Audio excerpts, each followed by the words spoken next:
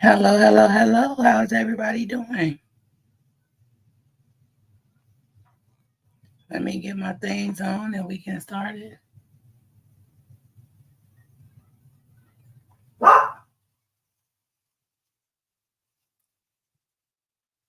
So y'all know now that my kids do not give me any peace with their little busy romps. Do not give me any peace any, with their little busy romps. So, okay, I wanted to finish this. I wanted to go through these two videos really quickly because I watched them and I watched one and then the other one I wanted to get some people to weigh in on it, but I'm not sure, you know, if that's going to happen or not. Because I started watching it, and I'm gonna upload it on on a different channel.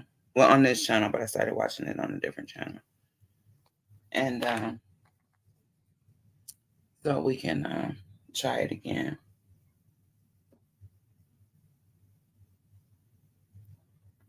Okay. So let me see. Now this was something that I found.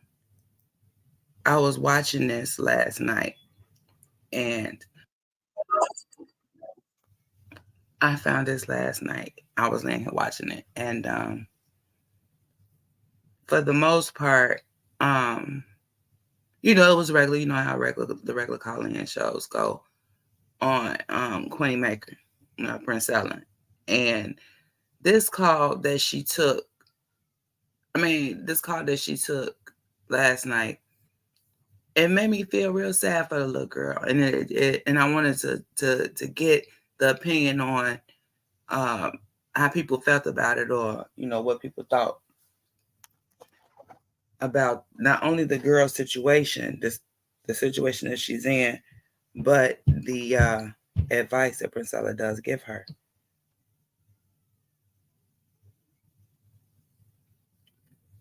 So I have to fast forward it to the part where that is.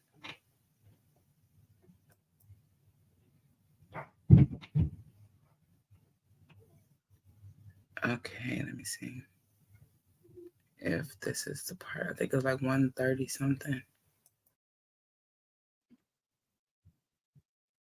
No, this is not it. That one, everybody probably gonna see when she was snapping on that girl, but that's not the part I want to see.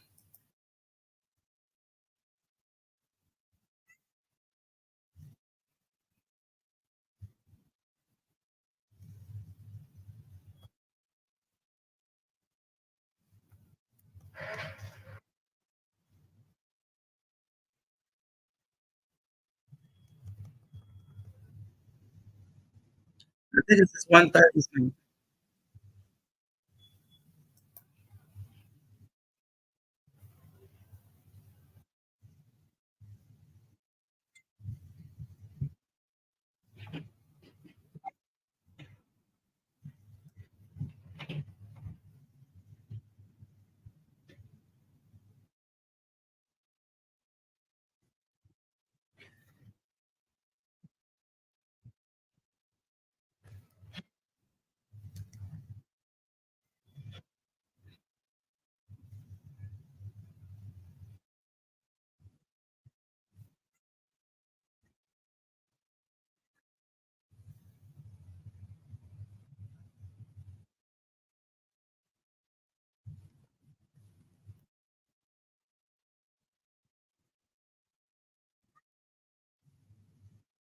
Okay, that's the call.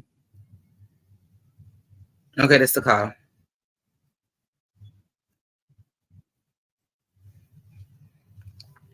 Okay, so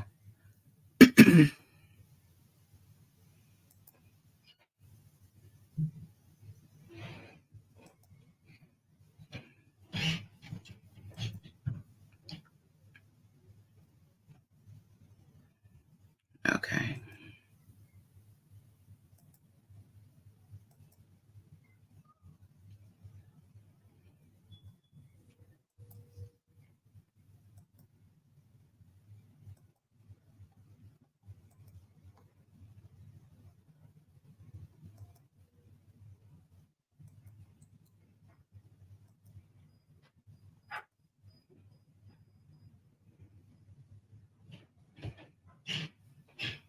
Okay, so now I put everything on there.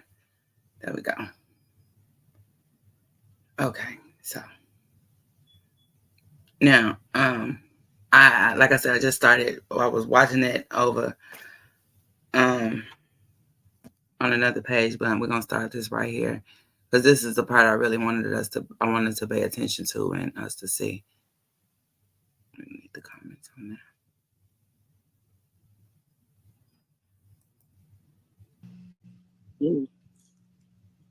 Hold on, my phone. Hold on. Hello. Yes, who am I speaking with? You speaking with D? Hey D, what you got for me? Yeah, I was just sitting up here listening and watching you go through this situation with the other lady, and I don't, I don't have much to say about that. But my thing is, I think for everybody, I think we need to take sex off the table. Period. When we dealing with anybody these days, especially with men. Wait, that's not the call. I'm sorry. The feeling we get from sex is fleeting. Has come through some reason. Because I know it was 130 something when she world told the girl it was 130 something. It has to be channeled into other directions. You can't get rid of the concept of it and ignorance. I just had it the perfect place. Why there needs to be education on sex energy. A woman understand having sex with a man is diabolically dangerous and that don't matter. That don't matter when you're talking to people that's out of their mind. Yeah, a lot of people are out of their mind, but a lot of us is sitting in the corners, peeping around the corner and trying to see if the weather changing out there. And a lot of us just realizes that anytime you sex with a man, he done the work. Station go. Okay. I'm sorry, y'all. I'm trying to understand. I don't have it now. How y'all rocking and rolling, yo? Because some of y'all calling, let's see, to tell her. I've been thinking at times because you want me to answer the phone right now. This you. That's you. And have a. Can we do that, please?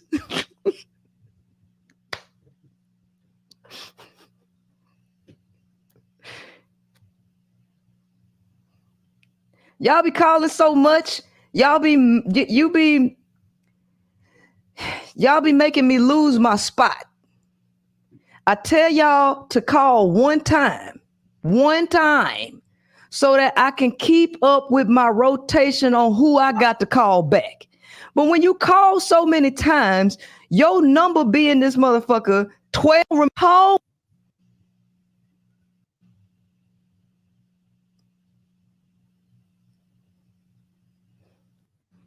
I got through less of that video than I thought. I think I called this person already. I don't know.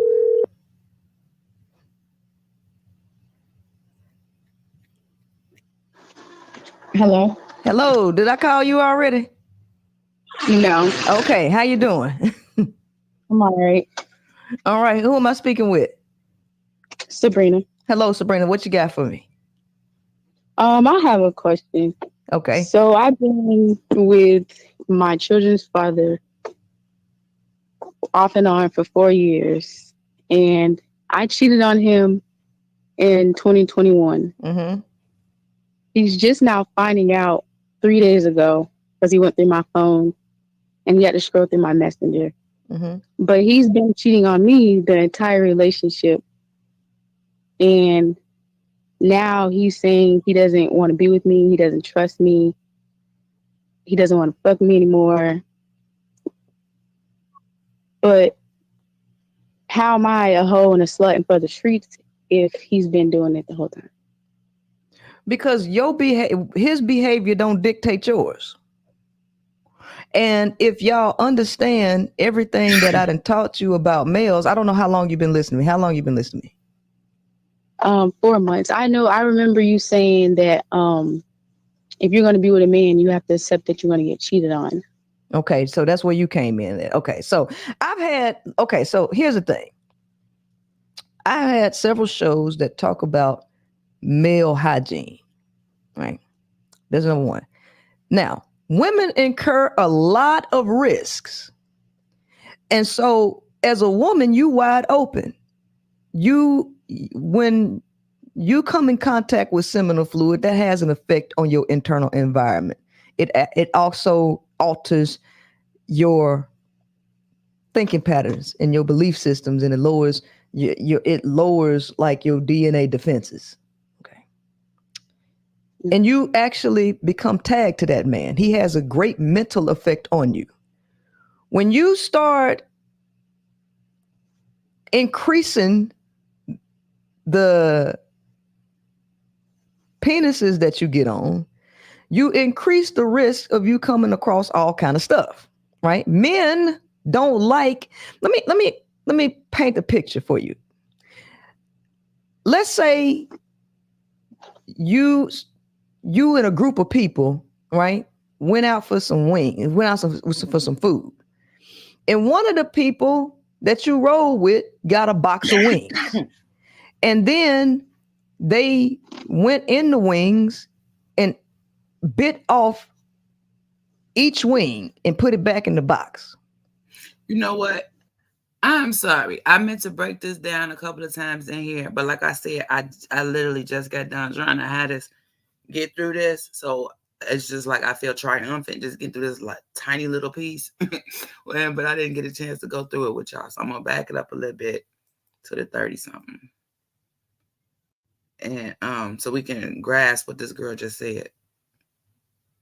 It has to be transmuted. It has to be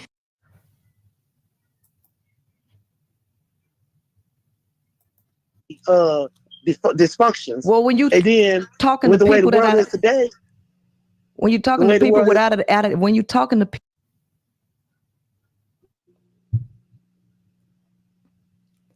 all right, y'all. When you call the line, say, turn the to me. Do you want to talk to me? When I cap and you've been wanting to say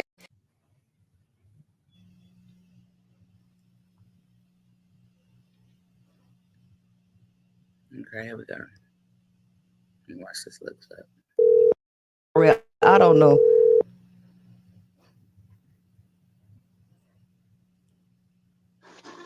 Hello. Hello, did I call you already?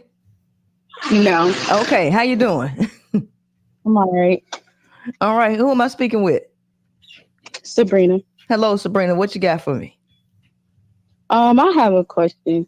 Okay. So I've been with my children's father off and on for 4 years, and I cheated on him in 2021. Mm-hmm. He's just now finding out 3 days ago because he went through my phone and he had to scroll through my messenger. Mm-hmm. But he's been cheating on me the entire relationship. And now he's saying he doesn't want to be with me. He doesn't trust me. He doesn't want to fuck me anymore. Okay, wait. Did she say she cheated in 2021? What year is it now? 24? So she cheated 3 years ago? And she still got the messages in her phone from 3 years ago?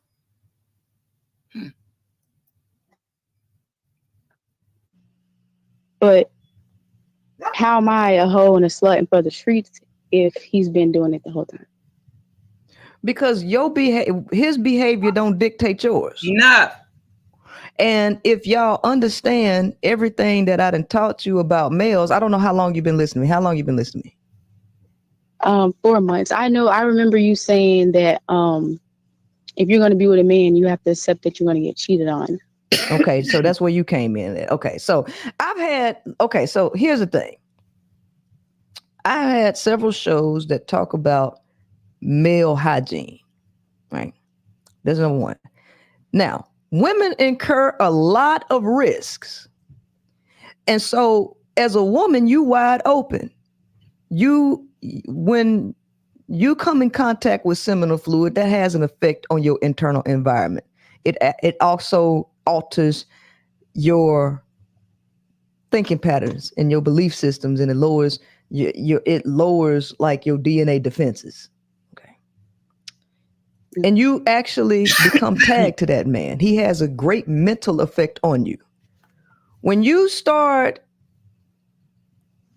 increasing the penises that you get on, you increase the risk of you coming across all kind of stuff, right? Men don't like, let me paint a picture for you.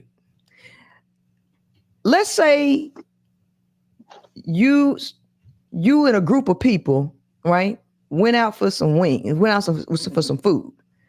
And one of the people that you rode with got a box of wings. And then they went in the wings and bit off. I just want to say, I don't really quite like this analogy. I understand why she did it, but just mentally, y'all know me, like, I don't want nobody touching my food, period. So just us mentioning this just in general is like messing with me. Each wing and put it back in the box. Do you want to go behind that man and bite off the wings and eat the wings? No. No, you don't. That's the way men see other men, because you like a wing that he done bit off, and then you go let another man bite the wing off, and then you let another man bite the wing. It's too many people touching the wing. And every time somebody bite it off, that person loses value. Why do you lose value? Because the more and more people you come in contact with, the more and more mental issues you end up getting with, because you have too much stuff from other men that you're taking in. So men they don't have good hygiene. Okay. Other men know that. This guy that you cheated with, do you actually know where he sticks his penis all the time? No, you don't. No. You actually Can't know what nobody stick their penis, not all the time, especially if it ain't on your body, you don't know where it's been, period. actually don't know if he's sticking it in another man's butt, do you? No. You don't. But you taking a risk when you do that, because you don't know how good his hygiene is. You actually don't if he really cleans himself, right? A lot of men don't really wipe well, right? Now, other men know this about men. They know it about themselves too. So for a woman to not care about her own body, to let another man in it with the belief that she getting back at him because of what he's doing, and in addition, you do it after he's done so many things to you and you don't leave, you bring a whole lot into that whole situation, because now it's like you even more contaminated. Now you got dual emotions, because see, now you got that other dude in you and you got him in you, which causes a lot of conflict inside of you. This is a lot, because at the end of the day, men collect women as territory. This is not a mutual respect thing. This is an ownership thing. And so the question that I have for you. Okay, so since I don't have a guy up here, if there's some guys out there listening, guys, come up and let me know if that's even true. Do you think that's true? Is why would you stay with a man so long and watch him do these things to you, and instead of leaving, you just decide to let another man use you and your vulnerability? Because men wait around for women to lower their access point so that they can get an opportunity to smash. So you lowered your access point to allow another man inside of you, as opposed to just leaving.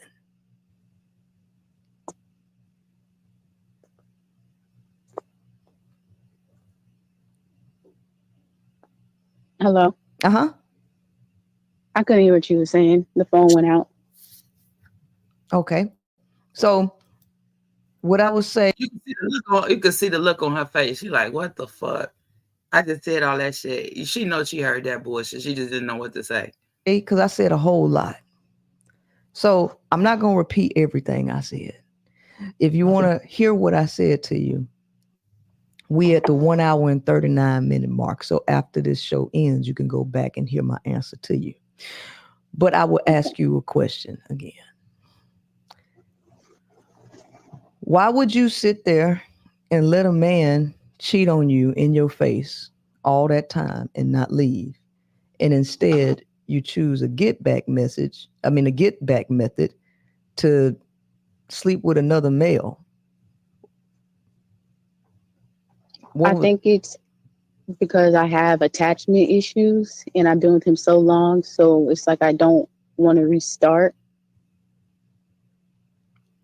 So you don't want to restart because that's why I say, like, we gotta use our brain. So you don't want to restart. You would rather just bring more problems into the relationship. Because he don't care about restarting. He just he basically letting you go. Right. So you still got to restart anyway. So now instead of you walking away with the power, you gave him the power to walk away.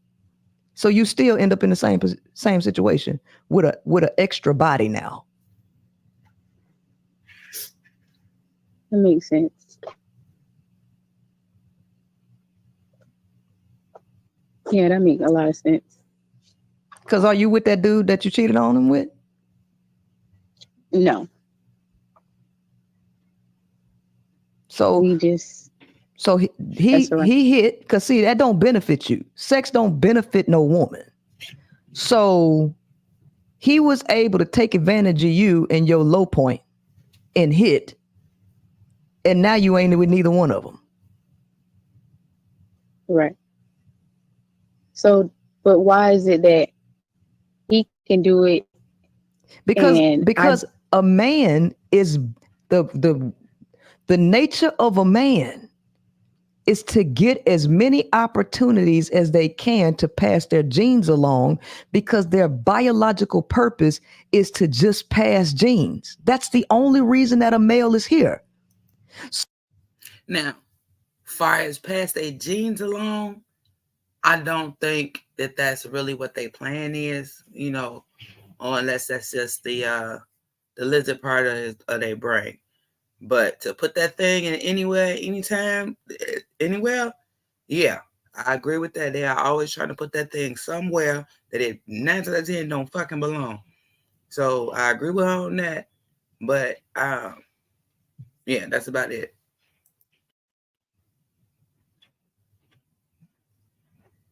So you're not dealing with a woman, ladies. You're dealing with men. Men are not made to be women. Men can't carry big kids. Men are not women. They have sperm, a lot of it, with the intent to conquer as many women as they can to spread their genes. They don't want you are not created that way. You can. They don't want the kids, they want the sex. So her saying that is kind of confusing, and it seems to be confusing to other people. So they don't want the actual connection with you and all of that for real. She's just saying that because that's how it's supposed to be. But they don't want the kids and nothing. They just want the opportunity to put their thing in and find some willing person, if not willing, something that they can stick it in. That's what they're looking for. Something to stick it in. They are not trying to have no fucking babies with all these bitches. They're not trying to do none of that shit. They're not trying to pass DNA. They're not trying to do none of that. They are trying to either get you hooked so you can pay for shit or something like that. They are not trying to have no babies, but they are trying to fuck anything that walk past. I agree with that. So we agree that that's what they're doing. The reason we don't agree on the reasons behind it. But I don't think they want the kids, because half of them don't want the kids. Shit. And only birth one baby at a time. That one I disagree with also, because we also know that people can be pregnant with not only multiple babies, you got twins, triplets, and so forth and so on. But not only that, but those babies can have different fathers, especially if they are not from the same egg, they can actually have different fathers. So you can be pregnant with multiple babies from multiple men at once. Is it likely? No. Can it happen? Yes.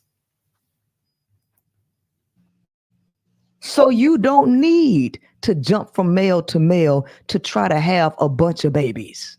It don't work that way because humans are wired to procreate. That's the biological basis. And the men that y'all want, they are not evolved. They operate like their biology has programmed them to operate. And so for a woman to try to be like a man, a woman is actually lowering herself below a man. You can't do what men do. You are the one who carries the trauma that a man injects in you. See, you don't inject nothing into a man. When you sleep with a man, you don't have anything to make him emotional. You can't make him secrete oxytocin. You can't knock him up with a child. You don't have that power to do that. But when a man sleep with you, he can. No, I don't have the power to do none of that shit. But I have had niggas cry before, full blown motherfucking tears. As soon as they bust, like boom, tears everywhere. Like for real, nigga. Okay, we gonna cry. Okay. So fuck that shit. I can get them. They can get them feelings. They can get them feelings. So that's just a personal thing for her or a personal thing for me. But yeah, them full blown tears. Yep. That happens. He can inject all kind of stuff into you, including all of his trauma. So the more men you sleep with, the more emotions that you put into yourself, pulling you this way and that way. So you battling his emotions, you battling your emotions, then you battling the issues that the other man injected into you. Men don't have that issue unless they're bottoms and getting penetrated by other men.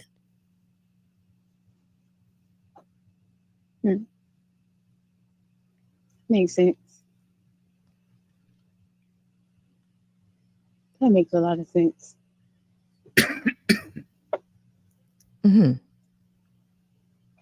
So I would suggest that you don't get into no other relationships and that you sit back and do some soul searching and really nail down your attachment issues and try to figure out what's going on with you instead of trying to attach to men and looking for them to be your outlet. Because, ma'am, you're going to keep running into this issue until you ain't got nothing left to use.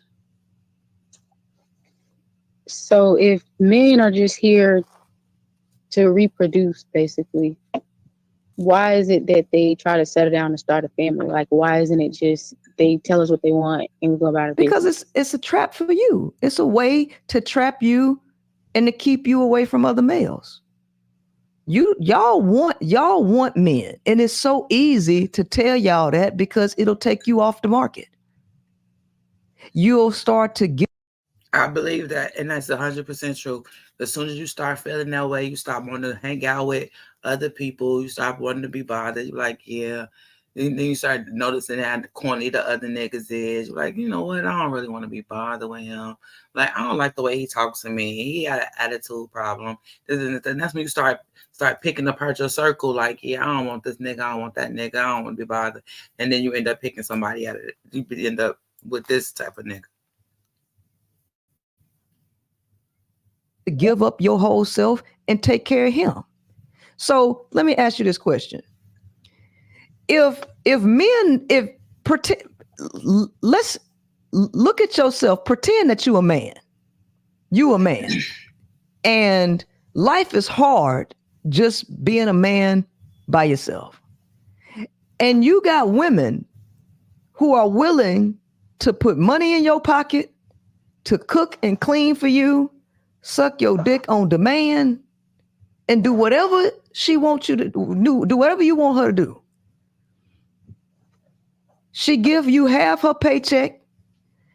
If you had a woman like that, and you know that your biological nature is to actually go across as many women as you can, would you try to collect more women that would put money in your pocket and cook and clean for you and do whatever you want her to do? How many women would you want like that? Do you want just one? No, I want a couple. Uh-huh. Yeah, it would make sense. So that's the answer to your question. Y'all give men your lives for the idea of marriage. And you know why you want to be married to a man? Because you want to feel like you better than any other woman in the world. And you want to feel like you the only one that he won't. Now, I can honestly say I don't know why other people get married or got married or anything like that, but I have found that that could be an underlying reason a lot of women get married to have their shut up to have other women, to feel some type of I forgot to feel some type of way over that. Yeah, let me go see what's going on with him. I'm sorry. I'll be back.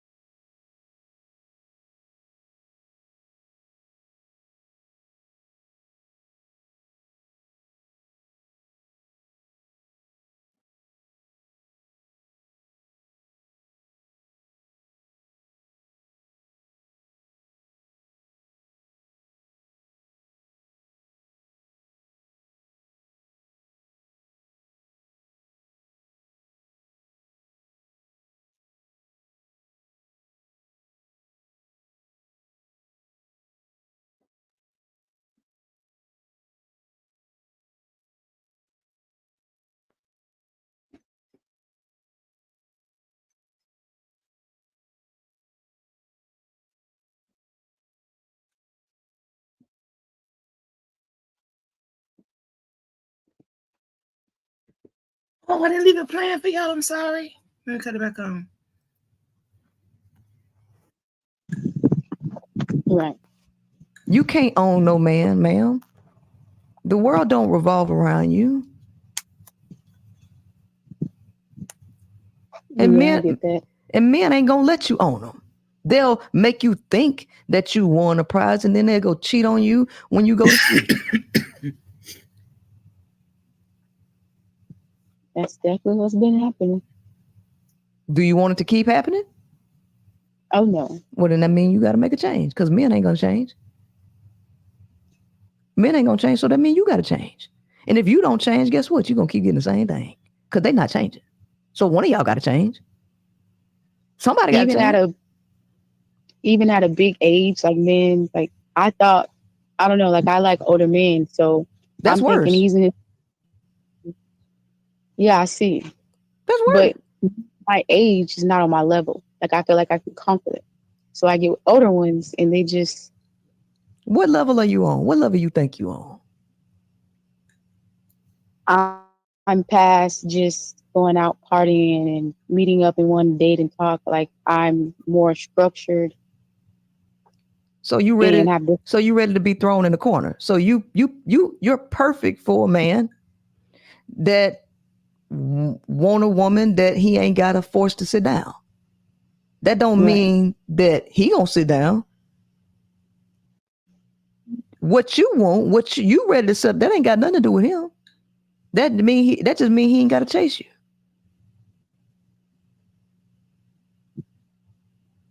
Right. So men never change at any age. No. For what? For what? The male's biological nature is to pass his genes along, not take care of no child and be married to no woman and worship her for eternity. A man is not wired to worship you for eternity and fulfill your princess fantasies. Right. You don't want the same thing that men want. Yeah, I get that. I mean, it is what it is. It's freeing. It's freeing when you recognize that. But you don't need to be out here having sex with men trying to, I don't know why. It's like, ladies, when you think you hurting a man because you cut your own nose off, that's what you do when you sleep with another man thinking that you getting at him. You cut your arm off thinking that you getting revenge on a man. You letting other men into your body is hurting you. You might have hurt that man ego, but you hurt you. For me, it wasn't really about revenge. It was more of the emotional aspect of him not fulfilling. So I went to another man to get the feeling, Like a dope addict. basically. Right. I mean, let's just keep it a buck. So your supplier wasn't supplying you with the dope you needed, the rush that you needed. So you went to another supplier to get a dopamine rush.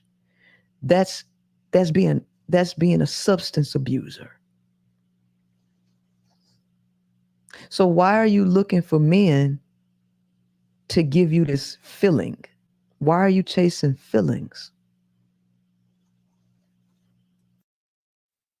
Now, see, right here, I think she is being really, really nice to this girl. Because y'all know she would have said a whole bunch of crazy shit to her by now. Because he was doing it.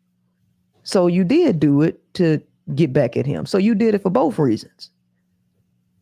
And, yeah. And so why do you think you hurting him and not yourself? It's like every time I unpause it, the story get worse. Let's see what happens now, y'all. Hold on, I'm going to unpause it again.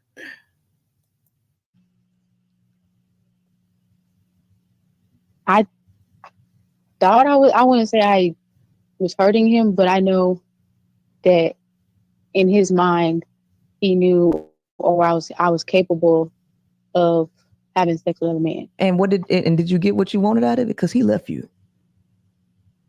I didn't expect him to leave me because he'd been doing it throughout the relationship, and I only did it once. Right. And you think you justified that he should have stayed because you stayed. Right. I don't know why you think like that.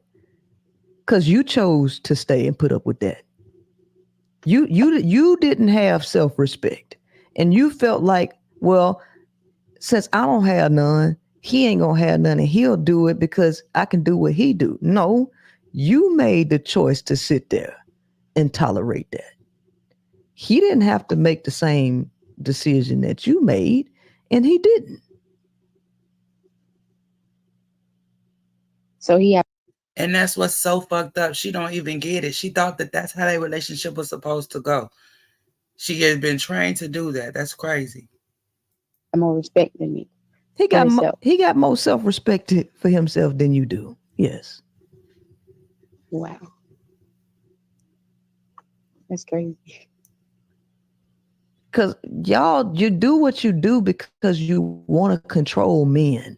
Y'all not being honest with why you really doing the things that you're doing.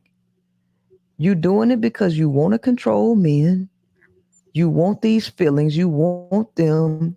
You want to own men so that you can get these feelings. You want men wrapped around your finger so that they do what you want. And when they don't do what y'all want them to do, you throw temper tantrums. And then you do stuff like you just said, which gives, which puts you in the same situation that you thought you wasn't going to be in. Because in your mind, you actually thought you had control over him. You thought he thought like you, even though he kept showing you that y'all wasn't the same people. He showed you that while he was cheating on you in your face, that y'all wasn't the same people. Wow. Right. How long was he cheating on you before you decided to go cheat with another guy? This happened back, well, I cheated on him was in 2021, and we was together for a year. Mm-hmm. So you cheat. So you stayed with him for a year. So he cheated on you the whole year? No, just a couple times, and I guess he took a break, or I don't know. Because you know that a year is not a long time.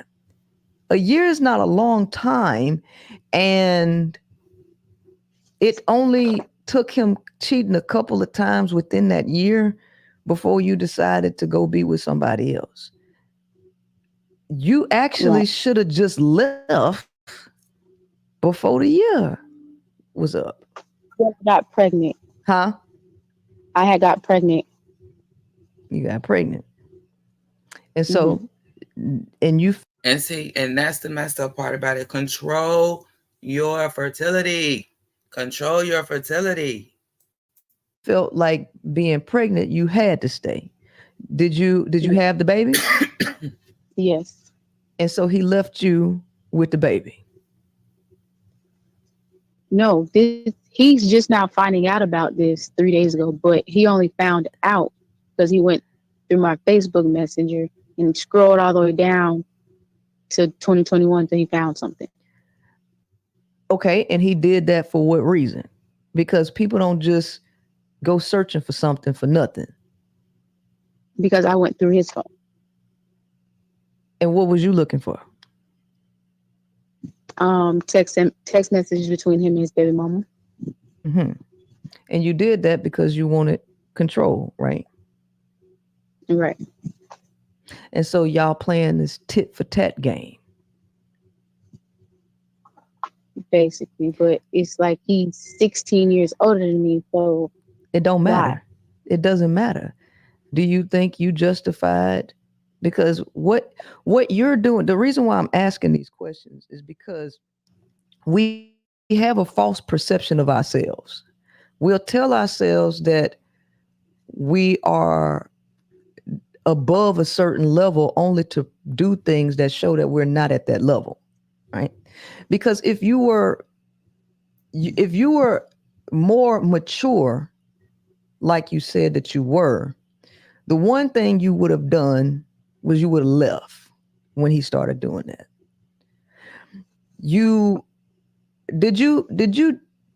When did you get pregnant? Were you pregnant? Did you cheat while you were pregnant? No. So you got pregnant after the fact? Yes. Are you sure it's his baby? Do you know if it was the other guy's baby? What's the deal? I used the condom with the other guy. All right. So in maturity, in a mature mind, you'd have left the guy. In a mature mind, you would not be looking for something that you know is already the case, right? Because you're not going to change him. A mature woman would know that she can't change a man. And if this man is 16 years older than you, this man has been set in his ways for years. And once he showed you who he was, you had a decision to make. Maturity would have revealed that to you. Maturity would have revealed that to you.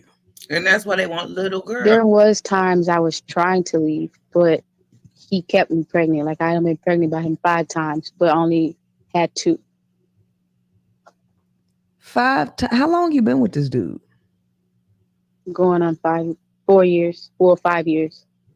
Okay, so what's this 1 year thing? So he was only cheating for 1 year, but you've been with him for 5 years? I found out. And then I confronted him about it, and he basically manipulated me and schemed me and talked me into that I'm overthinking and I'm delusional. All that. Okay, all right. So now we got to get to the root of this whole thing, because this is a mess, and I think you already know that. This is a mess. Yes. How did you get yourself into this situation with a man? How old are you? I'm 27. You're 27, dealing with a man that's 16 years older than you. So you're dealing with a 40? No, I'm sorry. Yeah, 43. 43-year-old man. A 43-year-old man, and she is 27, and they've already been together for 5 years. And at 27, you've been pregnant 5 times and only had 2. What prior to what age did you meet him? I was 22 turning 23. You was 22 turning 23. And what was your home life like? Like, did you grow up in a good environment? Yes, like I have daddy issues, but my mom, she's always kept with a man, like she was married. So I had a stepdad and he was there throughout my whole life. And I was in a Caucasian school, neighborhood, all that. Like I got whatever I wanted. That. Okay. And so what do you think do you think that the motivation for getting in a relationship, do you feel like you wanted what your mother had? Did you want to rectify or try to change a situation or create a situation that you had more control over? What was the logic behind this? I'm always a dominant female in any relationship. Like I am always the breadwinner. I'm like, I'm secure, I'm stable. Mm-hmm.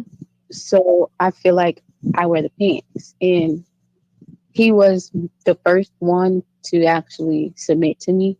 So it gave me a sense of control. Mm-hmm. And so I was like, okay, well, we can work this out. So in your eyes, it felt good to be a 22-year-old controlling a guy that was 16 years older than you. You that's what you wanted? I was always attracted to older men. But I I know didn't like. I'm talking about specifically the control part of it.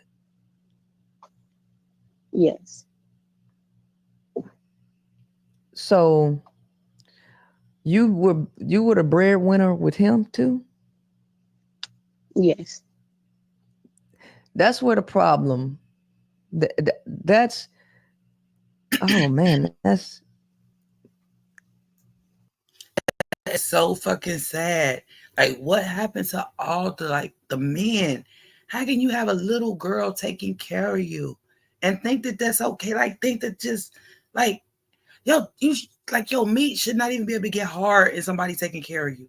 It's a little girl taking care of your meat should just be soft. It's always just soft. Cause it ain't no way. Like, what the fuck? How could you feel like a man and somebody that could be your child is literally taking care of you? And then you got the audacity to treat her some type of fucking way. this is why I tell women that your desires lead you to hell. So you ended up with a man he had his own place Yes.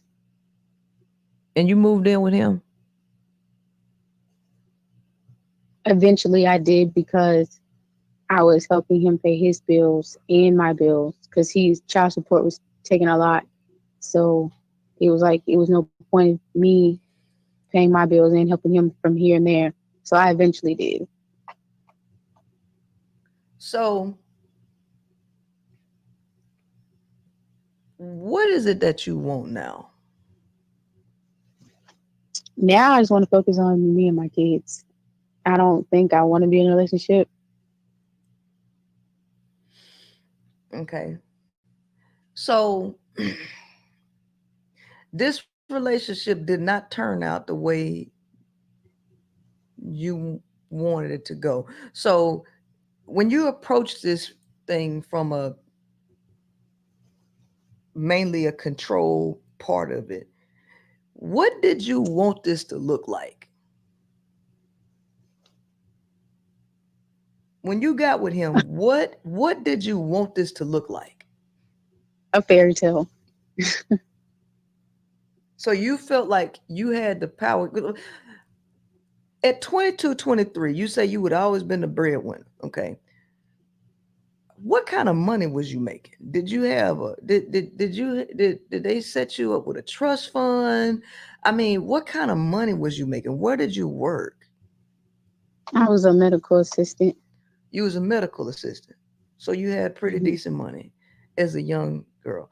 So did you think that so you wanted a fairy tale? What did your fairy tale look like? I really want to know what that looked like.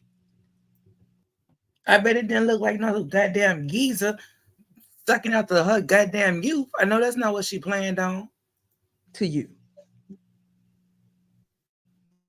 Settling down, just like the whole Disney fairy tale. Like I just wanted to be married, settle down, family pictures, like just the whole nine. And you was willing to fund that. You wanted it that bad that you was willing to foot the bill for it.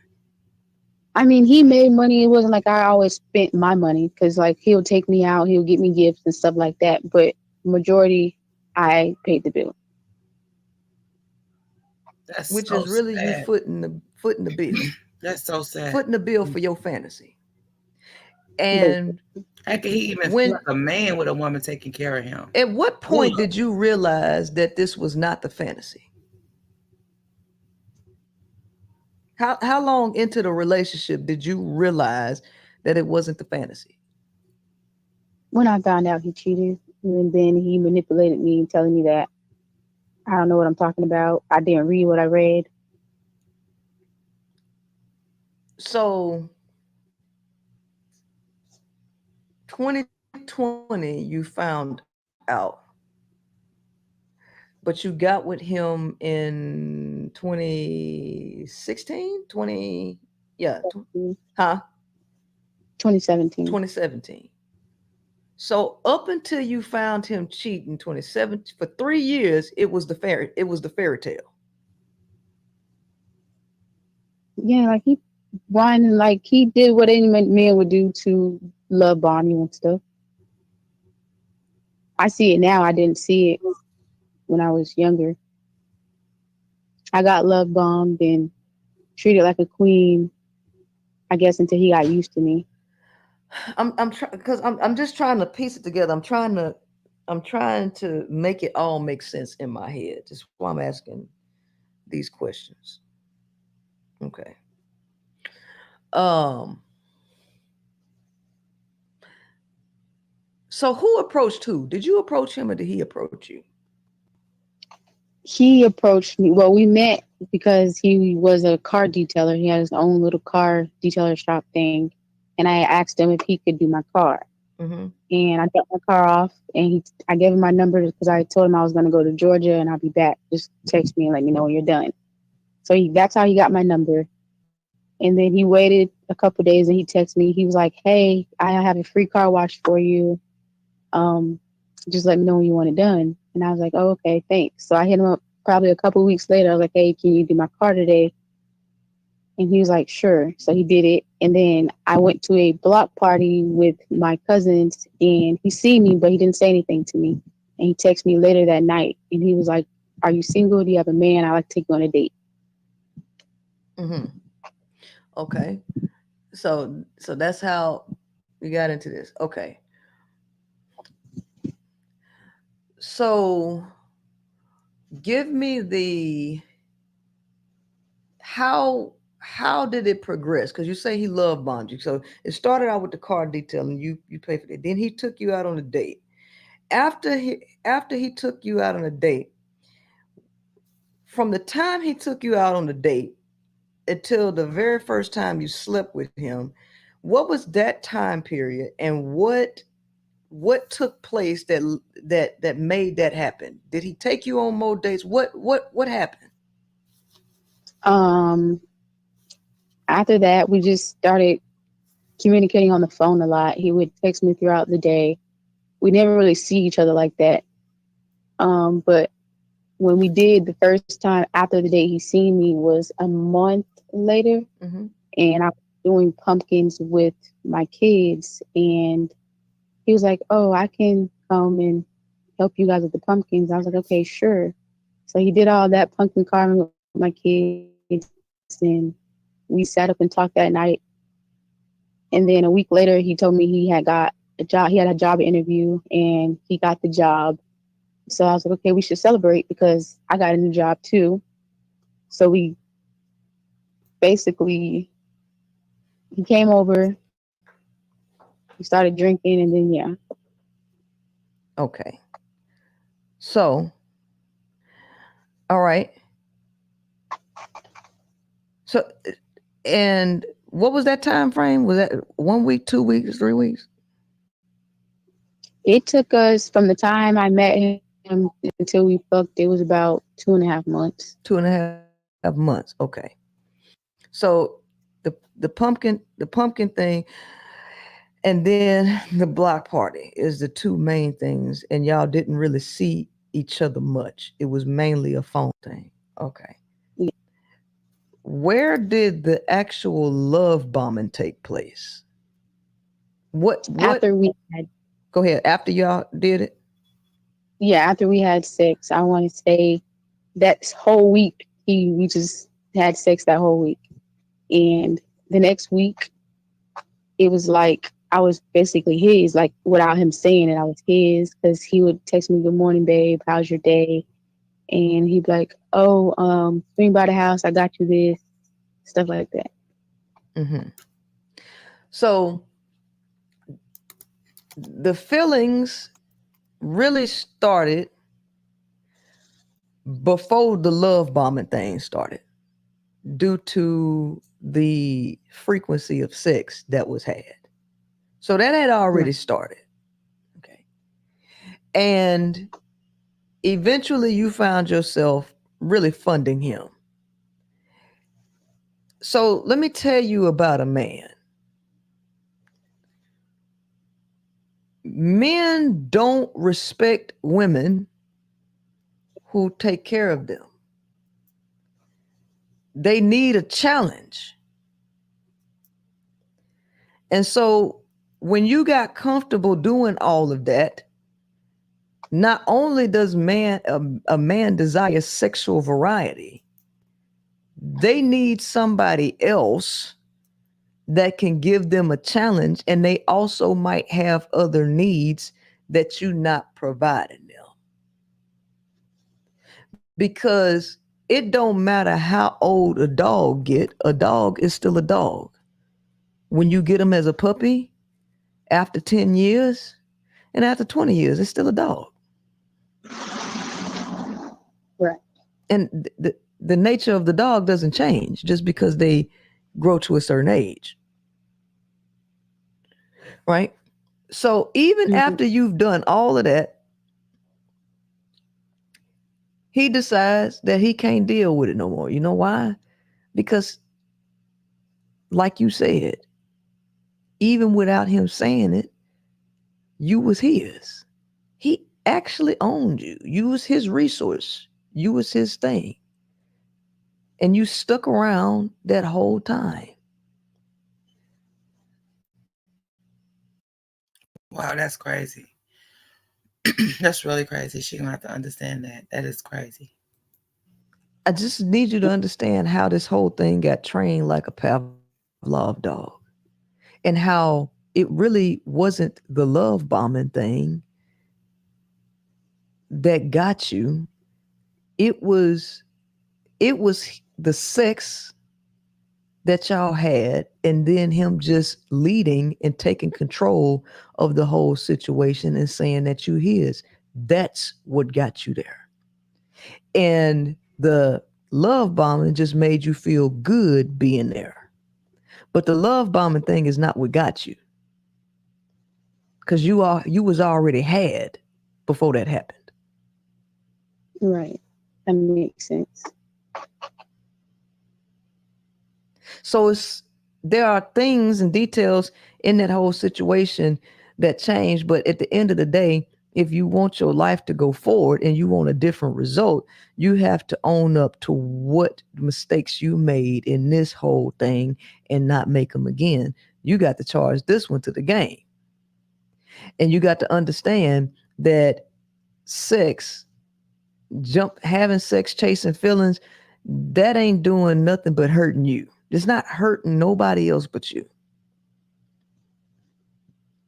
So when we had sex that whole week, he didn't really feel anything. It was just me. Yeah, it was just you. But he pursued me. And? For what? You don't have my book, 41 Shades of Men? I'm listening to it now on audio. Okay. And how many chapters have you listened to? I'm on The Family Man. And have you, up until The Family Man, have you run across him yet?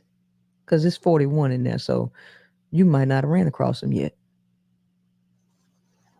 Because you have the book that will tell you why he was pursuing you, because he's in the book.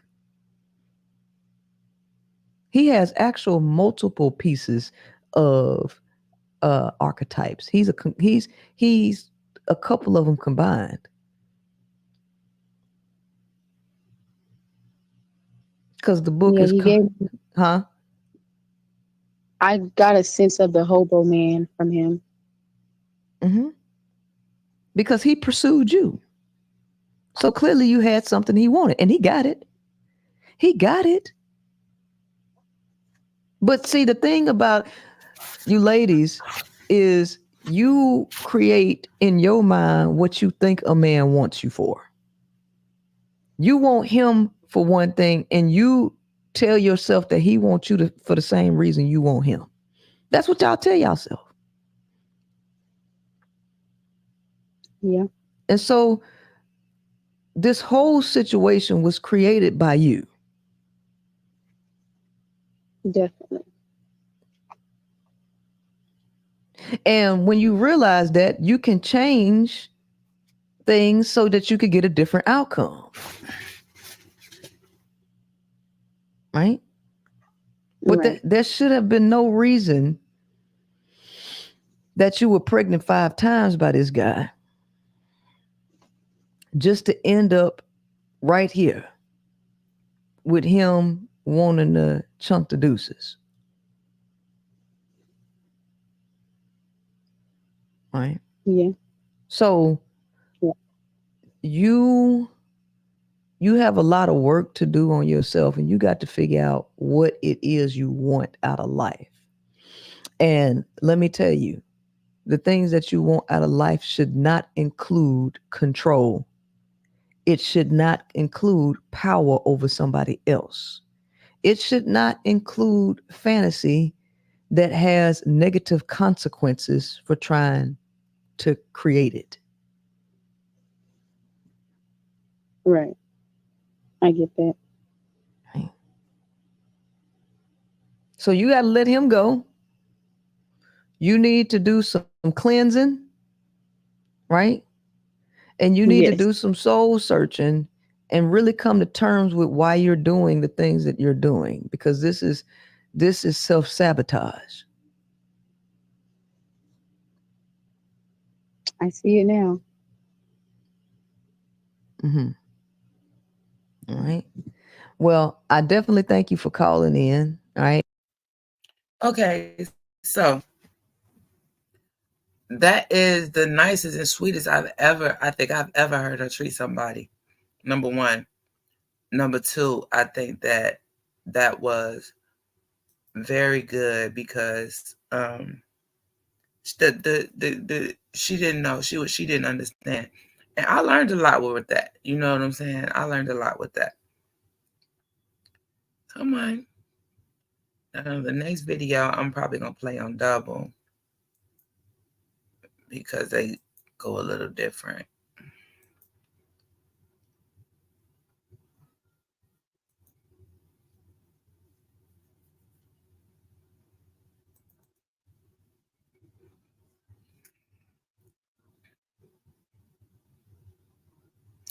Okay. Is it gonna come up? That's option.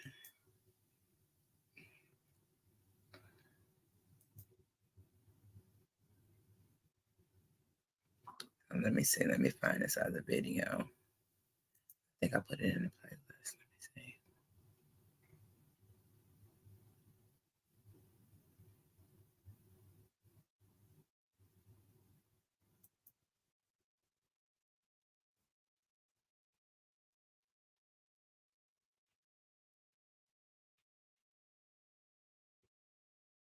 Okay, here we go.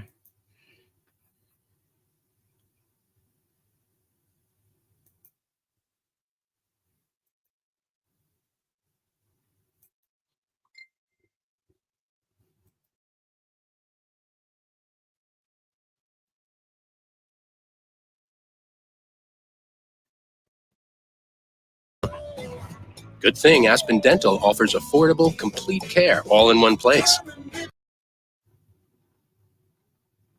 That's just a way to shut down the debate. That's a way to make it impossible for people to be empowered.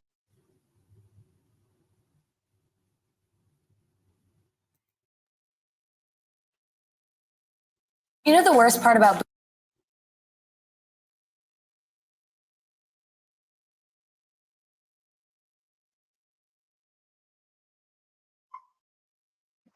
What is going on in there?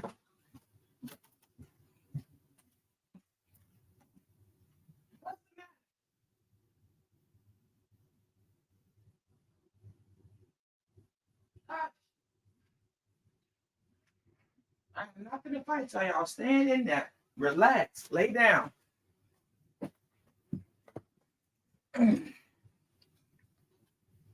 Okay, so let me start this video.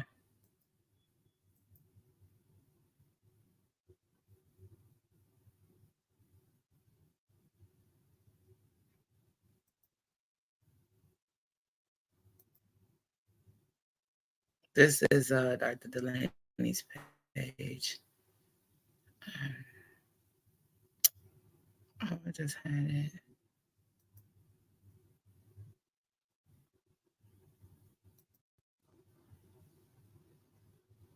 This one.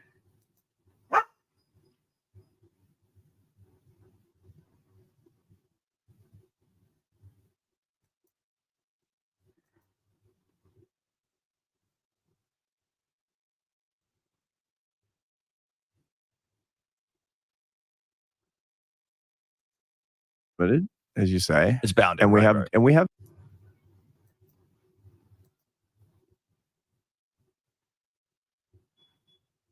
love. You want companionate love. Marriage cannot be organized over the long term around something that's not deep friendship. That's not happily ever after in the movies.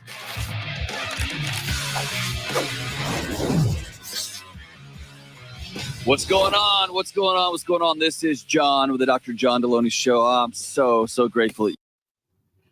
Okay, so this show, The great Dr. Arthur Brooks, he joined me. And he is somebody who has long been a lighthouse for me, thinking about how to talk about happiness and love, and faith, and living and building better lives. And he is a professor in the Kennedy School of Business at Harvard University, where he teaches courses on happiness, the science of happiness, the science of love, and how this stuff all works in this madhouse world we've created for ourselves. So here's the deal. We cover love, the brain chemistry of love, faith and science, how to find love and how to reignite love, how to find and create happiness, almost regardless of your situation. We talk about agency and choice. We talk about so much. And again, I left this conversation. And by the way, it's a longer conversation, and we just dug into it and kept going and going and going. We're going to link to all of his books in the show notes, link to a number of his articles, and he writes for The Atlantic every week. He's just a brilliant man, but more than that, he's able to explain things in a way that a knucklehead like me can understand, and he gives me action items to go enact these things into my life. And I'm telling you right now, I've already seen pretty radical transformations in my home, and I already thought I was optimized for love and happiness. I'm telling you, this episode can change your life. So, buckle up. Put on your headphones. By the way, it's safe for the whole family. I recommend everyone in your household listen to this episode. Check out my conversation with the great and wonderful Dr. Arthur Brooks. You teach love to grad students at Harvard, right? And they love it. Well, I teach happiness. I teach the science of happiness, right. and the most popular module in the class that I that. teach at the Harvard Business School, the MBA curriculum, the most popular module of that class, which is a very popular elective. I got 180 in the seats and 400 on the waiting list, right? Is how to fall in love, stay in love. Here's the path. And this is my unsophisticated take, and I want you to walk us through what's actually happening here. My grandparents were married 73 years. Right. And when my granddad died, my grandmother was so pissed that he couldn't wait 2 more years because she get the 75 number right. They were hilarious and amazing. He's a World War II vet. She was raised 4 great, wonderful kids. But when he died, it was just the decline was quick. Uh-huh. And the way she would talk about him. And I remember thinking or seeing in real time, oh, she lost a leg and a lung when he left. She lost a couple of chambers of her heart when he left. That's a soulmate. And I was deeply biblical understanding of marriage, by the way. Right. Well, one flesh. That's it. It's one. Yeah. And I was in grad school at the time, and I remember thinking, oh, no. They did 72 years of loss, of going to war, of economic hard times, of all this stuff. We're trying to reverse engineer that and say at 28 or 25, find your soulmate and then go that way. And it hit me, it doesn't work like that. All right. Right? It doesn't work like that. You have to go the other way. And our entire culture says that's wrong. If it doesn't feel right. Uh-huh. So walk us through, you meet somebody and you're taken by them and they're clearly taken by you. Yeah. Walk us through the brain chemistry from there to, oh no. Yeah. So typically, that 59% of these relationships are starting online now. 59%. It's eating the world. So that's how it's happening. But still, between 15 and 20% of relationships that end in marriage start at work. So these are kind of in person. These are not media. You're probably not falling in love with somebody on the Zoom screen. And still, when you're going to a place and you meet somebody and you're both available, or ideally you're both available, because Yeah, most I know. affairs actually start at They're work too. at And we work can too. actually talk about why that happens Sure. neurochemically. So, okay. So the way that it starts is the ignition of relationships, of romantic relationships, is it has to do, it's hormonal. And so it's testosterone and estrogen, and the sex hormones are the ignition of attraction, basic attraction. And so we're uncomfortable with that, because what does that mean? That seems sort of unseemly. No, that's natural. That's biology. I is the see way you and that I'm this works. attracted to you. Yeah, you're attracted to another person, right? Now, if that's all it is, then you're going to end up in relationships that people regret, that are not healthy, et cetera, et cetera. Generally speaking, when you're attracted to each other and get to know each other a little bit, then the second stage happens really, really quickly, just within days ordinarily. That involves two different neuromodulators, which is dopamine and norepinephrine. Okay. Those are two neuromodulators that govern euphoria when you see somebody, and anticipation. And now Priscilla just said something similar, but I'm not sure if it's exactly the same thing. Let's see.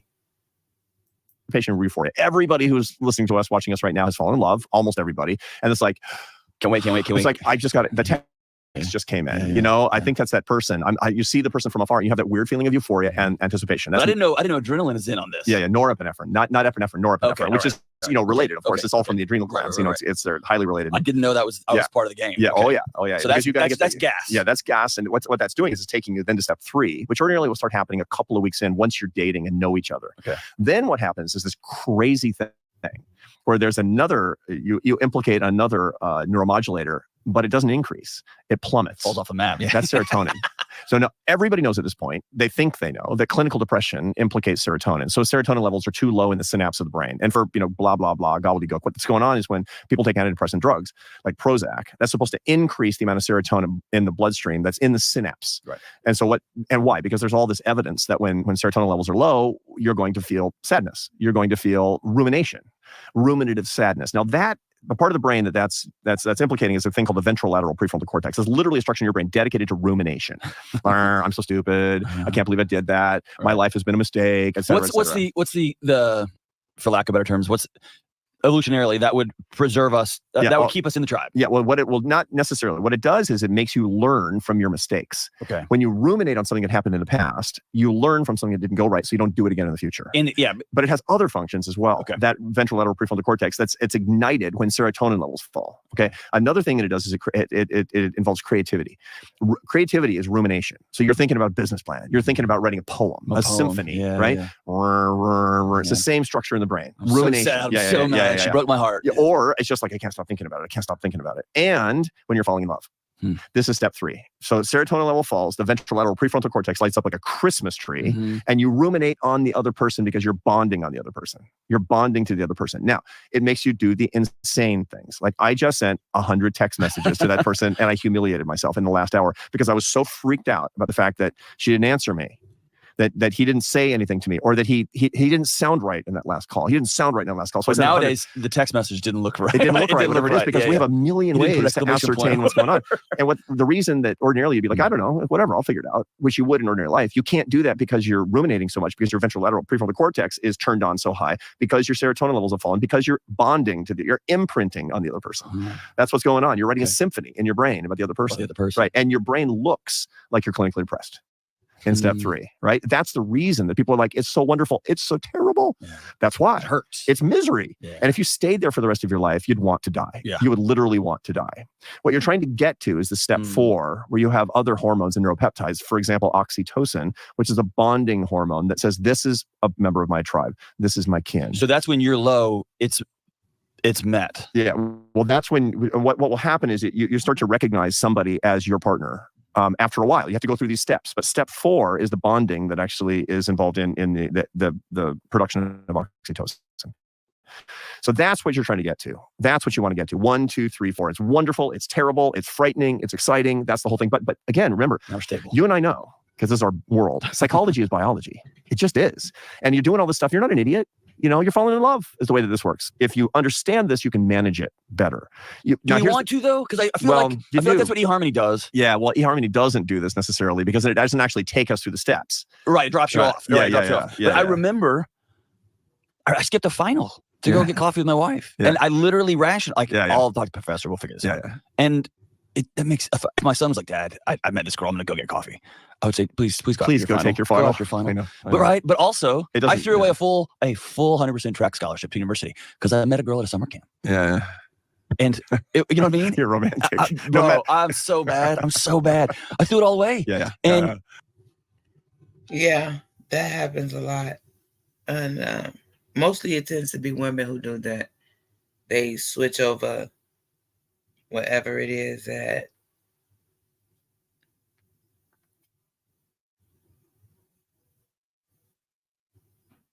what is it? Somebody just tagged me in.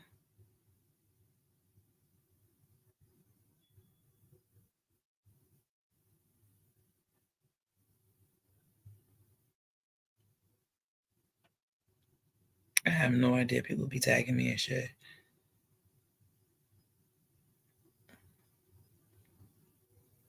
Anyway, let me proceed. I forgot what I was talking about. I'm press play. I'll go back.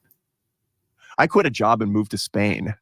it made perfect sense. Yeah. And I have my life because of it. Yeah. And it's completely irrational. It's Yeah. insane. Oh, right. Yeah, Changing your life. I get it. No, and for sure. I mean, you can manage it to a certain extent. The real problem, by the way, I guess is when two people are falling in love, but they're at different speeds going through the neurochemical cascade. That was my dean of students job. Yeah. Like, hey, this guy keeps texting me and I don't want him to. And what's happening, there's a syndrome actually that's identifiable in the literature called hemophilia, not hemophilia. It's not a blood disorder. No, it's my local romance philia.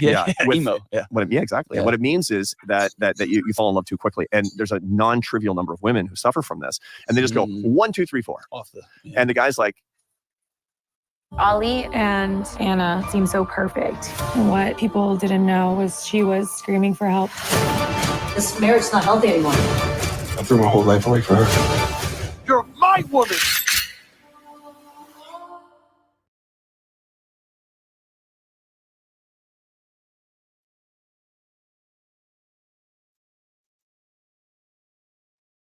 we just met.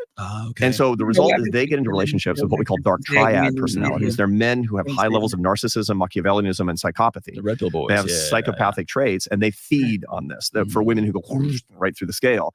And so a lot of what I'm doing is I'm saying, if you've got this thing, you need to manage yourself because you need to understand yourself. Gotcha. And you need to understand the people who are going to prey on you. Yeah. Because they will. Yeah. You'll be a magnet for dark triads. And be like, every boyfriend I have is a psychopath. Yeah. But it's literally true. Yeah. Not because you have bad luck, but because you're blinking light that says psychopaths welcome. And here's the, I feel like 95% of the.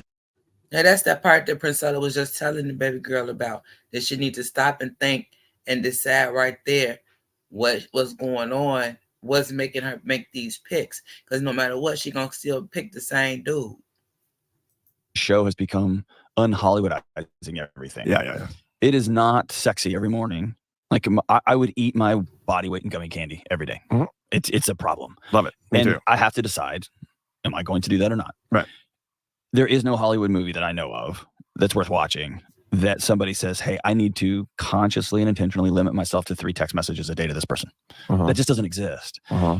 It's the question is always, how do you feel? How do you feel? How do you feel? Right. And I feel like in our culture, we chase feeling off a cliff because that same feeling shows up this way, but that same feeling showed up for me 10 years in when I didn't feel it anymore. Right. And then your colleagues are like, well, then. I guess it's not soulmate. Or they say what I think is the most insane statement these days is that relationship just ran its course. Like they don't just stop. Right. People quit. Right. And that's fine if you want to quit. But this idea that there's just a natural lifespan to some of this it circles back to, you have to know what you're talking about to then say, okay, oh gosh, that's me. Yeah. And I'm not insane or broken or crazy, but I have to be intentional about it. For sure. I mean, that's why emotional self-management is so critically important. That starts with knowledge. That's why, I do the science. I don't do the science because it's, whiz bang, super cool. It is. Yeah. I do it because it's in the public interest. And we get a better world when people fall in love and stay in love. That's it. But we have to call it that we have a bodies built for scarcity when it comes to food. Yeah. That's not our environment anymore. Right. We have bodies designed for, there's 2 suitable mates in this tribe and his dad's going to pick them. Right. And that's not our world anymore. No. So we have to build some structures. Right. That's right. The thing that you're talking about that's really important that I talk about with a lot of my students, a lot of people, because I'm on the road all the time talking about these things with young people and not so young people, because everybody wants love.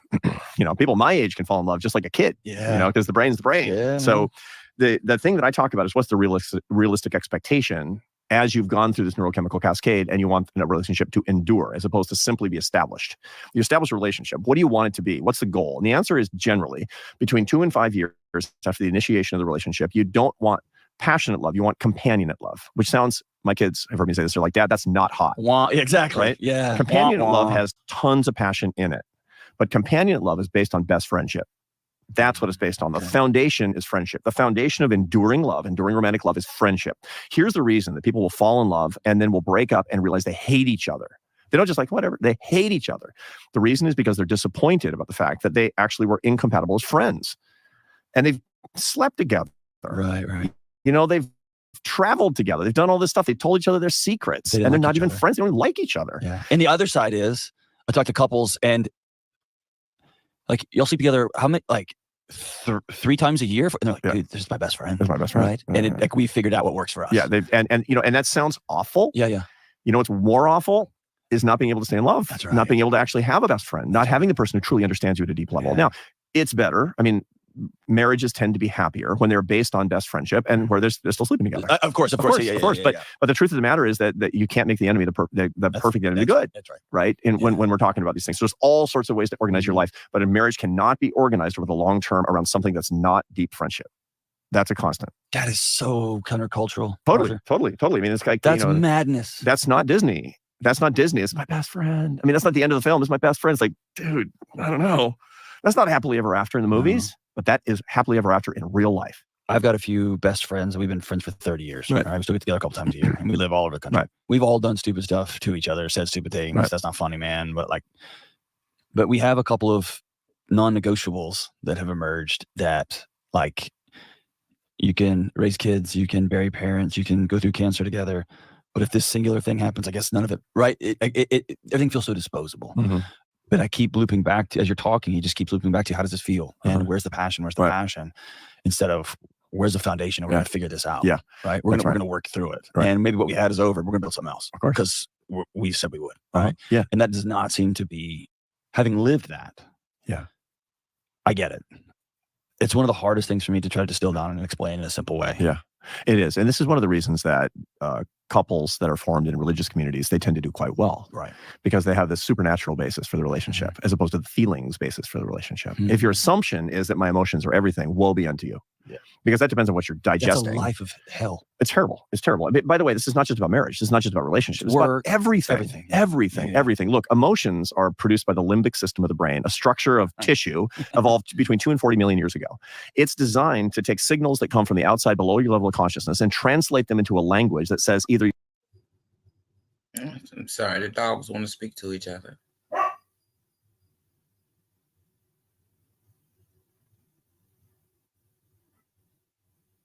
Are they done? Okay, I'm pressing play. Either you should approach or avoid a thing. Right. Don't die. That's what emotions are for. Emotions are for 2 things: to keep you alive and get your calories and find mates so that you can survive and pass on your genes. That's what emotions are for. Biologically, that's what emotions are for. But we've built them up into this like cosmic thing. No, man. Their job's not to tell you the truth. Well, the job is To keep all it you not is dead. is to keep you not dead. You know, Yeah, and so the whole point is you have a prefrontal cortex in your brain with the tissue right behind the bumper, right behind a brain, 30% of your brain by weight. That's what makes you human, is the prefrontal cortex, as opposed to being a squirrel or something right behind your forehead. You want the emotional information to get to your prefrontal cortex so you can decide, what do these emotions mean? Where do they come from? Mhm. What am I going to do? And should I disregard them? Right. But if you're living according to your emotions, you're the squirrel. Right. You know, it's like, got to get a nut. Sleep with them, sleep with them, sleep with them, sleep with them. No, we just met. Yeah. Right. Yeah. And it's like, I'm not feeling it today. That's okay. That's okay. Go work That's it okay. out. Go work it Yeah. out. Or, what do I want to be tomorrow? I don't feel like it today. Put your phone down and look at your kids in the eye. Yeah. One of the Tell things that your me prefrontal cortex can do that your limbic system can't is when you have, and by the way, this is one of the great secrets of the marriages with the greatest longevity, right? When you feel avoidance,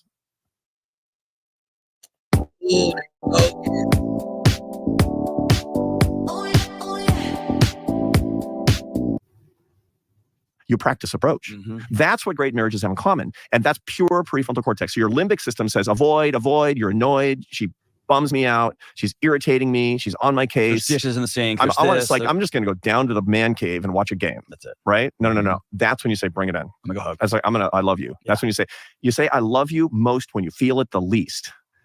It's like you can get one, I have one touch flower ordering on my phone. Right. And I touch a button on my phone and flowers go to my house. Yeah. Right.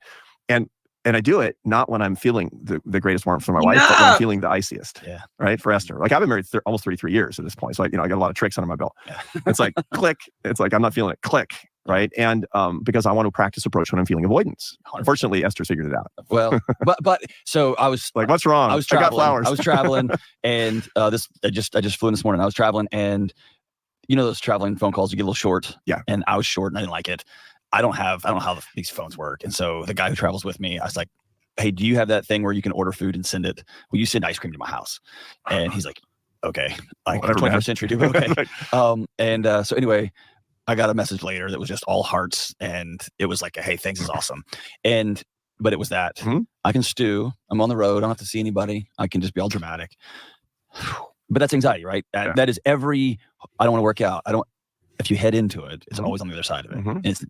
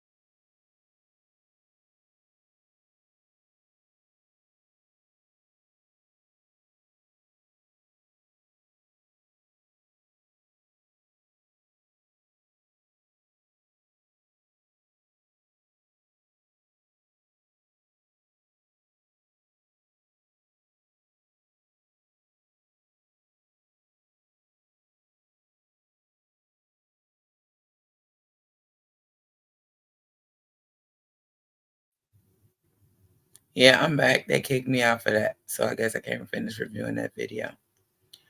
So, oh well to that. Now, let me go find something else.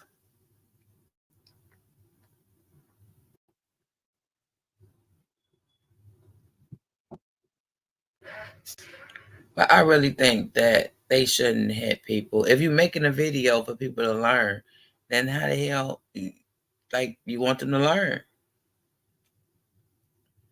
So, and since that video is the video that I was watching that popped up, it's like, dang. So, I don't know.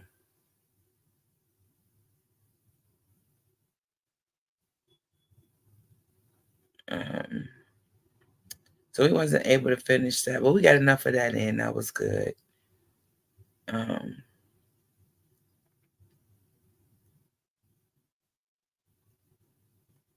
So let's see. It's another video that I wanted to do.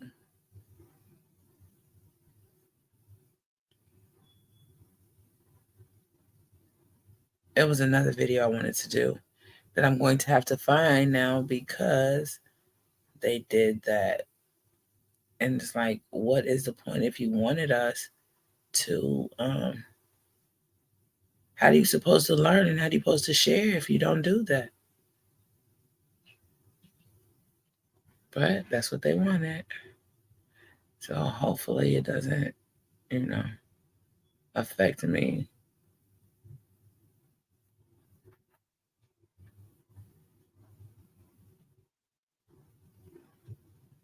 So I'm not sure because I didn't have nothing else ready. I was going to watch those 2 videos and then get on off. But now I can't even finish that video. I can watch that court case I was gonna watch. Let me see.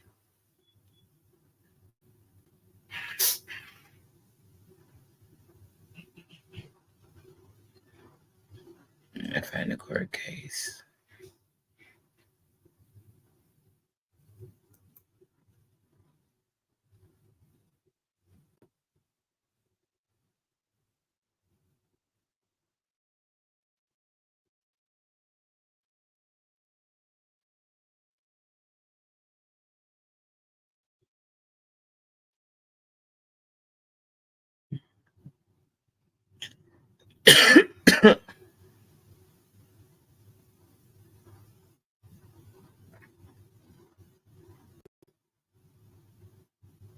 Let's see.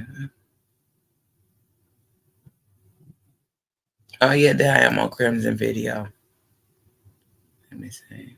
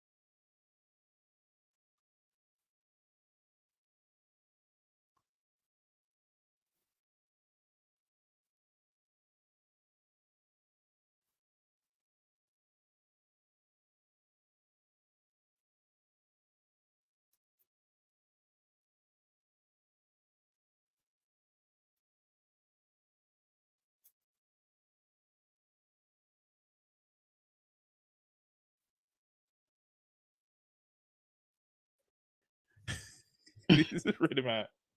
Oh no, my sister is just as irreverent and sarcastic as I am. If you guys think that I'm sarcastic, she's just sarcastic. Miss Keeper is sarcastic in a different way.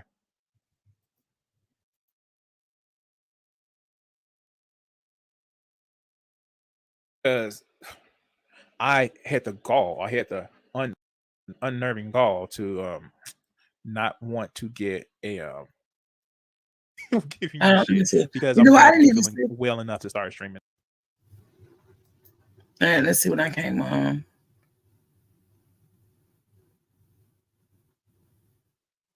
But he said he's gonna send me the stream or something. I don't know.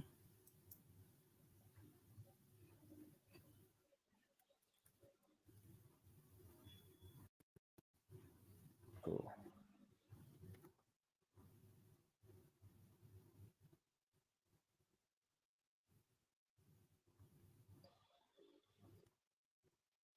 See, I gotta figure out how to get all the little pictures and stuff on mine too.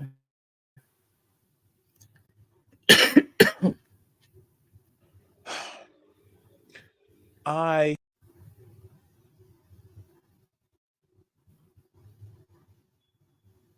have to admit something to you guys. I like video games. I particularly have a Sony console. Okay, who am I kidding? I have more than just a Sony console. Okay. You talking about me behind my back? A PlayStation? You talking about me behind my back? I didn't get a chance to. I was getting ready to start. I was getting ready to start talking shit, but now that you're here. No, I just wanted to tell you that I gave you the link to the video. Look in Messenger. You should actually see it. I even just recently bought Move controllers. Okay. You should be able to access it. I have a PlayStation 4. And if That's you what I was want, looking for. and if you want to really know, that is OBS. That's how I got pictures. I'm not streaming. I don't stream when I can through StreamYards like that. But see, I thought StreamYard was supposed to be the best. I'm supposed to stream through something else now, right? You said OBS. No, it's What's the difference? On the picture. It's the best if you don't know how to use OBS. It is the best in that case, but if you know how to use OBS, even Streamlabs, not StreamYard, it can help you put together windows and widgets. But this is stuff that can be done off stream. I don't want to take up your time. I'm gonna let you slander me as much as you want to. I just got hit. Did you see that? What? I just got hit on the video. How? Straight up. Let me go to it. What does it say in your? I'm reading the thing now. Live stream copyright notice.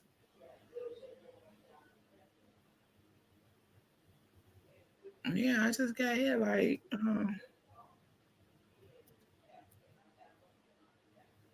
And I had to in my stream, the other video that I was gonna show you. Uh-huh.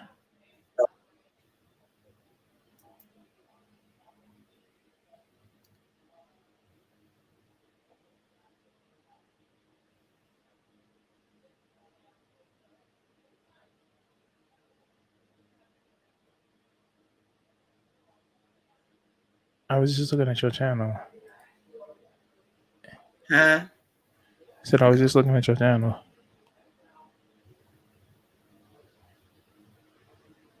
No, I just see the video you doing now.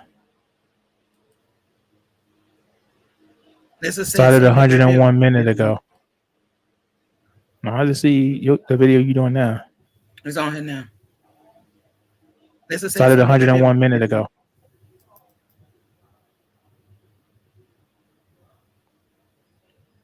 I don't get what you mean by you just got hit. Did they tell you after was y'all did it? Yeah, after we had sex, I want to say.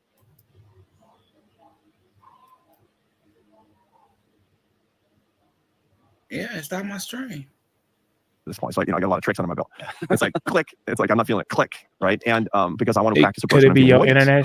Your internet, or did you go like your Did you go to your You set up my stream and told me this stream is suspended due to something, and until I took that off my screen, it would not let my my thing go back up. So that was the actual long video that I was gonna watch. So I was like, I'm trying to figure out what I can watch now. That's weird. No. And my thing is if that some of these people that's like, you can tell if they're really trying to teach or not. Because if you putting it out there for people to learn and everything, why would you hit me with a copyright strike? How the fuck we supposed to learn if we don't get a chance, if we don't have access to the video? So one of the things that I do, and this is why it seems like annoying, but like when somebody says something, I interrupt and make my point. Because there was a thing that was going around where a lot of people was like, you just watching my video, you ain't, responding to it. So that's why I kind of learned. Huh? I was, but my whole thing is the second video. I was more listening. I was learning a little bit. Like that's what I'm saying. How are we supposed to actually like learn the shit if we can't actually watch the videos? How you gonna share something that you ain't? You know what I'm saying? But that don't make sense. They can't come at me like when I review videos. They can't say that I'm not reviewing videos. So I don't know. Why though? Why would somebody do this to their face? Permanently. Oh yeah, it's he got a whole he on death row. That just came out that he on death row. And he just got done. He got a whole bunch of chicks that like him and shit. And he be talking to him all kind of, but he really liked this boy named Joey. But Jumpsuit Pablo is another guy to be doing videos. And now that Wade know that Jumpsuit Pablo is making videos about him. It's Hold been on. a thing. I'll be back. I'll be back. I gotta go see something. Okay. All right. Yes, go ahead.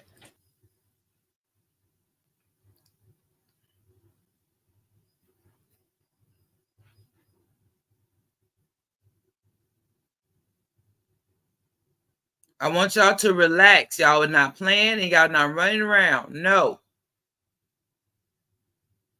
Take a nap.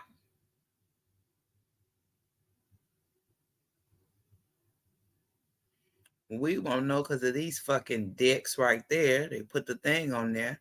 I should unsubscribe. I've been following this motherfucker all this time. I should unsubscribe off his ass.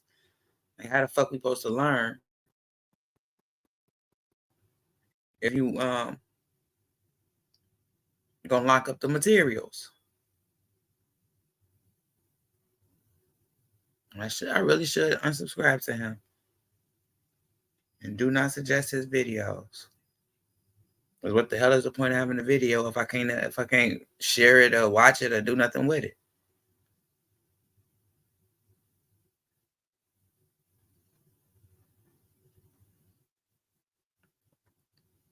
So I'll be on that. I ain't on none of that.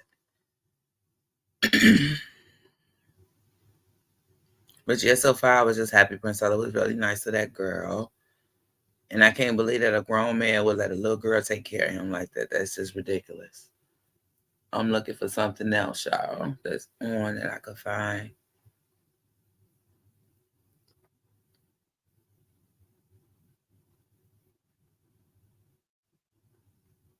Oh, I saw that she a little beast. I remember seeing her do that. She a little beast. I remember seeing her take that girl down.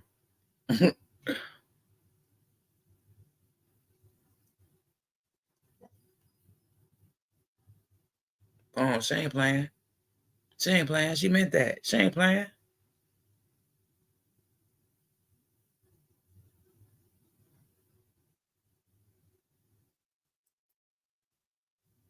They say she ain't playing. She meant that.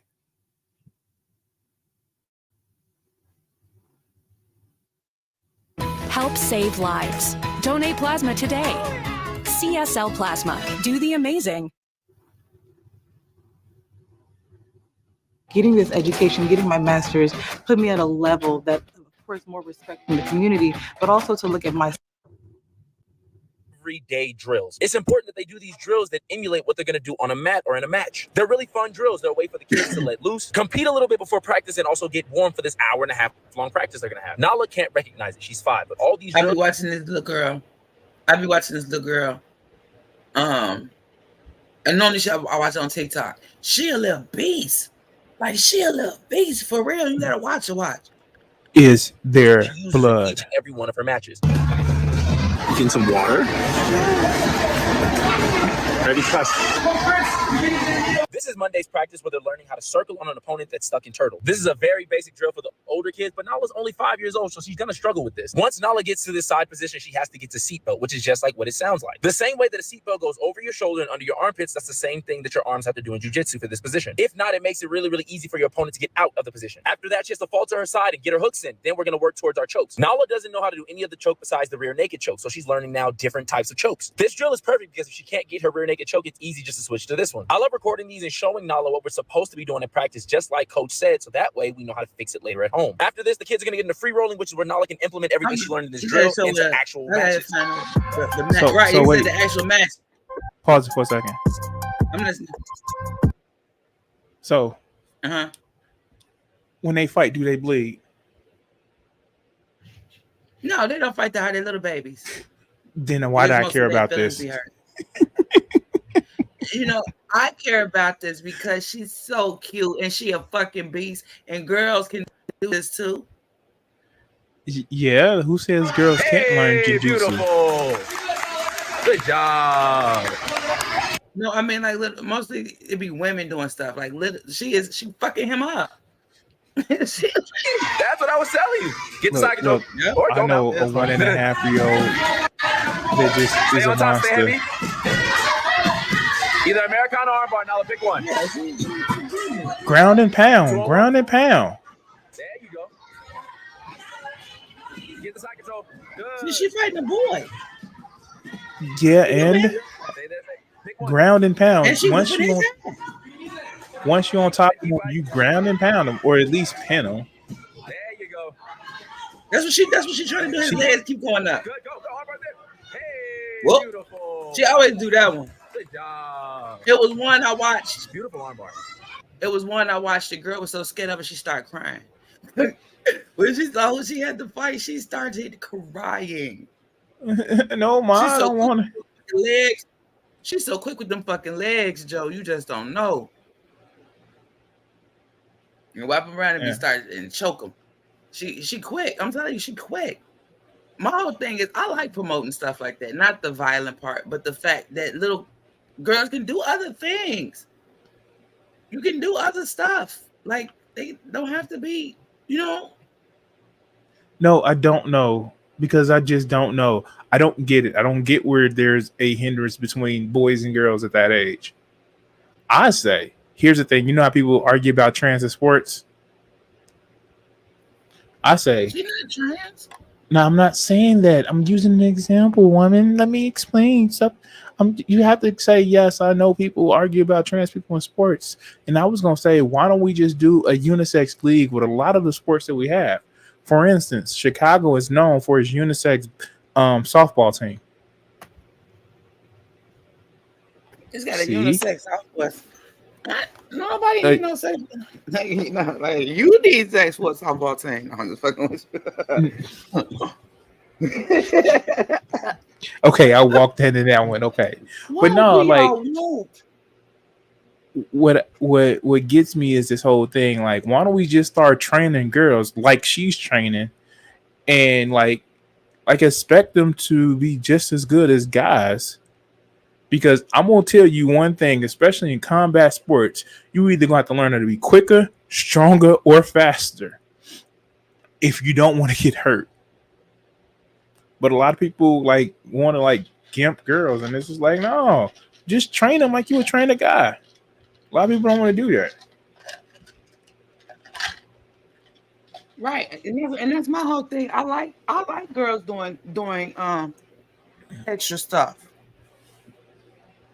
Why my sister won't allow me? Why my sister not allow me? But why my sister won't allow any of her daughters to learn kendo? I'm like, let them learn kendo. That no, they're gonna be hitting each other. Either they're gonna learn how to dodge or not get it. But I tried to I sent my daughters to what you call them too. But my whole thing is she was already older. You know, she did more gymnastics when she was little than anything. When she got to be a teenager, that's when I started sending her for martial arts. But make that kid a lethal weapon at 8. Right, you know what I'm saying? But because I'm telling you, it's another little girl that's a boxer. She should be about 12 now. I've been watching her back and forth throughout the years. She should be about 12 now. Shoot. You wouldn't be able to tell me that her people ain't professional. Shut up, Daphne. But I'm gonna go. I need to work on this art. I do want to say thank you for coming on the stream earlier. You got the clip. You got the thing. Wait, that's what I was looking for. Okay, yeah. I was still trying to see if I see it.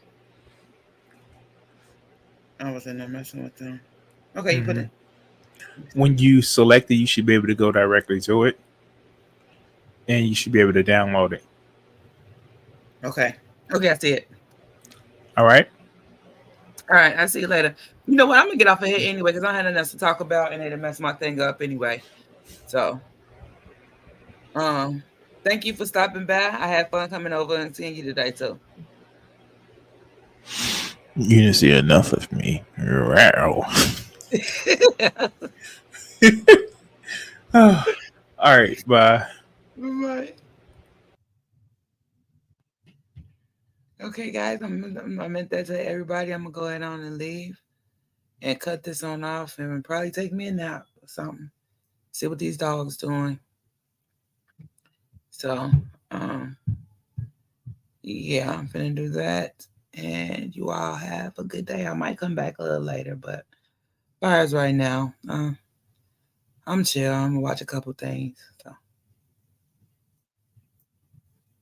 thanks for watching.